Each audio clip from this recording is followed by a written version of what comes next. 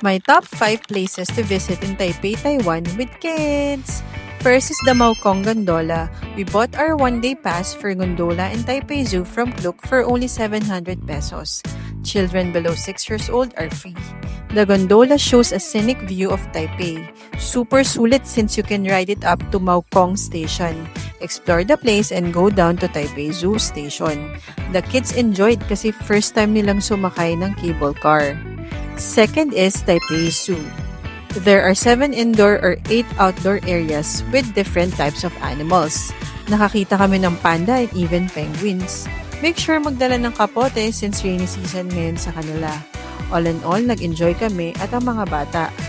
Third is Taipei 101 Observatory. Tickets cost around 1,100 plus from Klook. Kids under 6 are free.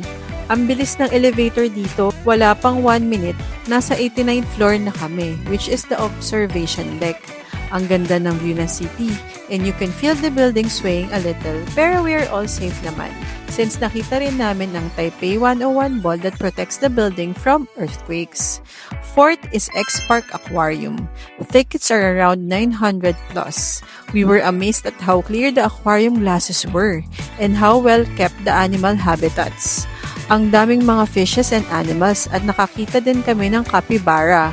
It is a very scenic and serene and aesthetic place to visit with kids. Last but not the least, the Landmark Exhibition Hall of National Taiwan Museum. We paid 30 NTD or 60 pesos. This place is a treasure. May life-size dinosaur fossils. The place is so clean. You can also use your ticket to enter the main museum across the street, and you will see their history. We stayed around Simending area, and all of these places are a few minutes away by a bus or MRT. Enjoy your gala! Bye!